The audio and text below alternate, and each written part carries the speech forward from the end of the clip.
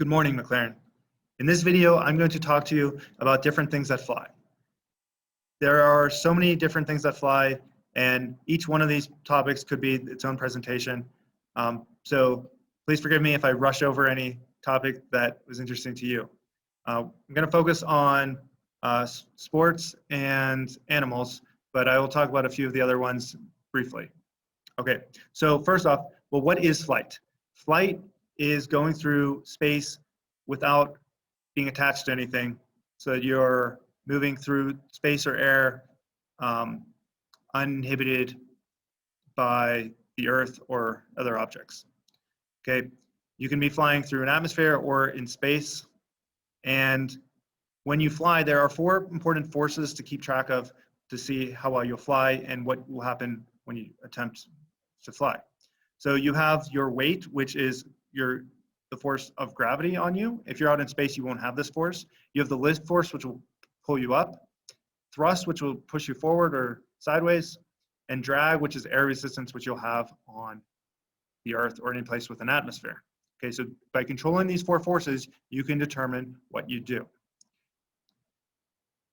Now, the types of flight we're going to look at today are ballistics, unpowered aerodynamic flight or soaring and gliding, and then propulsive thrust.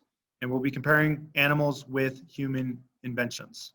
Okay, to start with, ballistics is the most simple type of flight. If you jump up in the air, you're kind of like a projectile, you're kind of flying for a brief moment, but you're not really flying.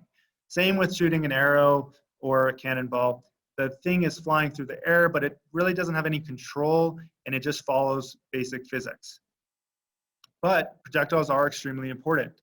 There's a theory that Homo sapiens defeated the Neanderthals or survived while the Neanderthals didn't, because Homo sapiens understood how to use projectiles better than Neanderthals. And while Neanderthals were larger and had better vision, Homo sapiens may have won out because they could throw their objects at a distance and be safer than the Neanderthals, who preferred melee combat. Now, there were other factors as well, but this is just one theory. You can see that the Neanderthal has a larger brain, and they had better vision as well. Okay, now we're going to move on to gliding and soaring. This is a video of a frog flying, and this is from the Smithsonian. So I will play a few moments of this video. They are not so much flying as falling with style.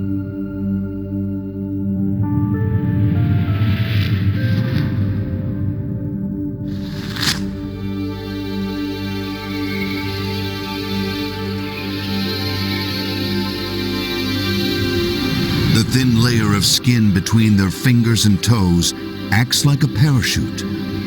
Lateral skin flaps along their arms and legs also catch the air as they free fall.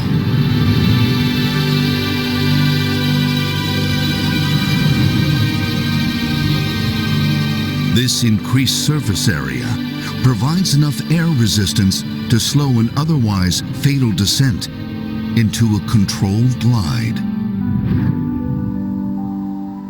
Like a skydiver, the frog makes small, subtle movements to steer its way to safety, up to 50 feet away.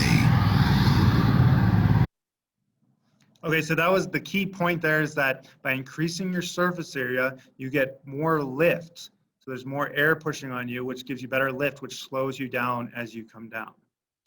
Okay, so the next one is a flying lizard. This one has a stretchy membrane that it can stretch out and soar through the air. I did not include footage of this, but there are also flying snakes that can kind of glide through the sky as well. The next one we're going to look at is the famous flying squirrel, and you can see that its body is very wide compared to how big it is, and it's flying right into the camera. So we'll go to the next part. Humans have been inspired by animals for millennia, and the desire to fly has been strong in our species for a long time. Paper planes have been around before planes were invented.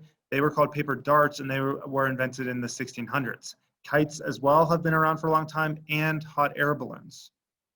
So hot air balloons use a principle of physics called buoyancy, where the air inside, what's inside the balloon is lighter than the air outside, and that makes them to float, and then they can control how much weight is inside, which will allow them to control their floats, how high they go.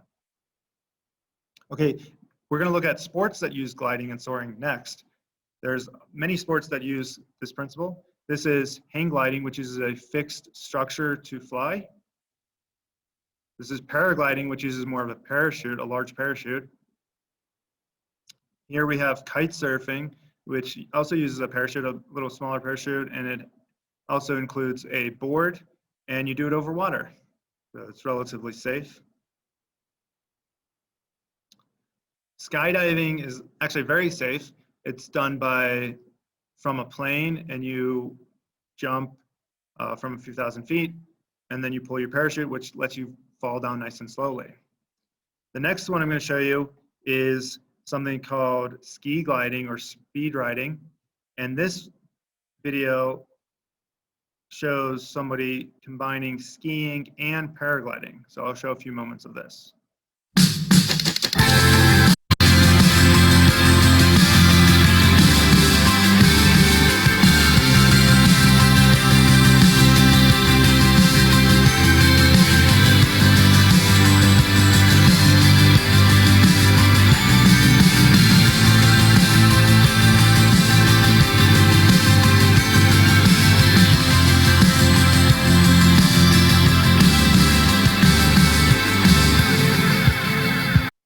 Now, obviously, you need to know both how to ski and paraglide, so this is not a beginner's type of sport. The next video I'm going to show you is a type of skydiving, but it's way more dangerous. It's called base jumping. Base jumping is basically skydiving, but you do it from the earth, so you do it from a cliff or from a building. This is Andy Lewis jumping in Utah. So he's going to explain his jump. So he's running off the cliff right here. And this is probably one of the sketchiest jumps I've ever done. And you can see from that video, but mostly from this video, watch this right wall. Because as you jump, it is right next to you, within feet, for hundreds of feet. And then you open in a brilliant little pocket down in the bottom of this very crazy cave called the Fruit Bowl, which some of you may know. And if... Okay, so that is a very dangerous sport called base jumping, and you're jumping from a cliff or from a building. The next one I'm going to show you here is even more dangerous than base jumping. It's called wingsuiting. This is the most dangerous sport in the world. It uses a wingsuit, which looks just like a flying squirrel. You can see Uli Emmanuel, he's about to jump. This is one of the most dangerous jumps ever done. And he took 3 years to train for this jump, so please don't try this at home.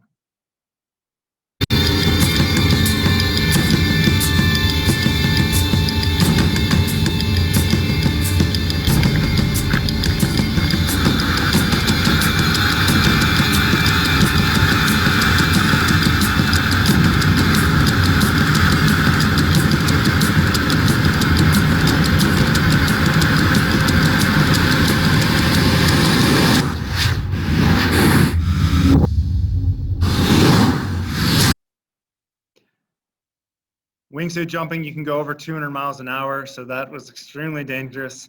Also cool to watch, but very dangerous.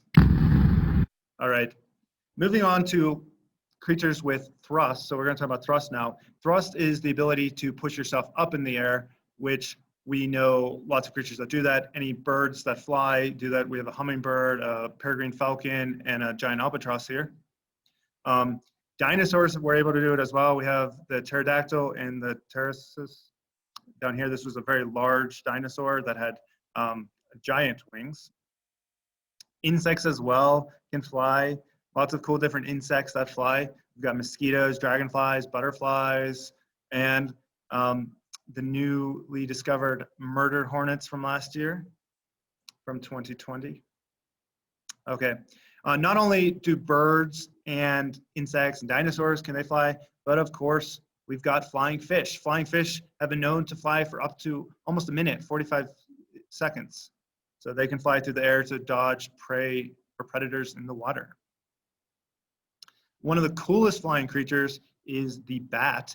The bat has muscles in its wings. They're more flexible than bird wings in general. And they also have very flexible bones. Their bones can actually bend. Bats have this really cool trick where they can actually land a backflip onto a ceiling or a cave. Humans were working on aeronautics for a long time. They developed a lot of the science in the 1800s, but they didn't really get any manned flight with a thruster until 1903 with the Wright brothers. So the Wright brothers developed the first plane with a human passenger with where they could have an engine and control the flight. So this is a huge invention that we will have to brush over. So planes changed the world both in warfare and industry and being able to travel. So there's a large history of different types of planes and different landmarks that were done with planes. We're going to brush over here. Helicopters were another important invention in around 1939, and they are significant in warfare as well and for medical responses that we will kind of brush over here as well. Drones have been around for a long time, but they've become significantly more important and popular the last few years, and they've become more of a hobby for people to fly drones and get drone footage. So there are different types of drones depending on how many blades they have and so forth. So there's all sorts of physics and engineering involved in creating drones. Another type of flying that we won't talk about too long here is rockets. Rockets aren't designed to really travel around the Earth, but they're to go to space and to visit other planets or be used as satellites for our planet.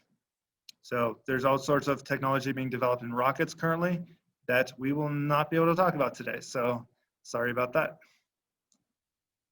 Finally, one of the really cool ideas in flying has been the flying car, which unfortunately has had lots of setbacks throughout the years. But the basic idea is to get a car that can have some sort of wings that can fly. And there are companies working on this. Some are using more of like a drone technology, but this still has some work to go. This is a cool work in progress. Finally, the last topic on my flying presentation here is the jetpack, the science fiction dream of many years. This jetpack is a water jetpack. It's called JetLev, and it uses water to fly out, but it is connected to hose, so it's not like a real jetpack. This jetpack here is made by gravity, and it actually uses these thrusters by the hand, which allows you to fly, and it uses a lot of engineering to avoid the person getting burned from thrusting out hot air. And finally, the one that I want to show you a video of for time is Jetman from Dubai, who passed away this year actually in an accident, but this video shows some really cool developments in jetpack technology. So this video is from a few years ago, and it shows Jetman taking off.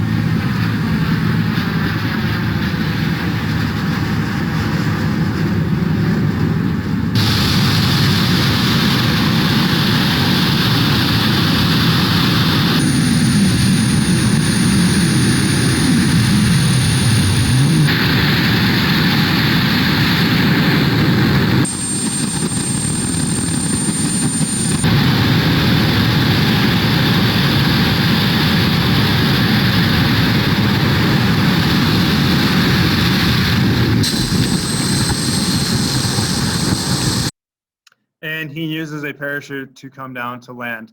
I hope you enjoyed this presentation. Just remember there are only 4 forces used for flying. You got to control your weight, your thrust, your lift, and your drag. And if you can keep track of how much of those you have and how much you need, you can make things fly. All right, have a great day, MacLaren.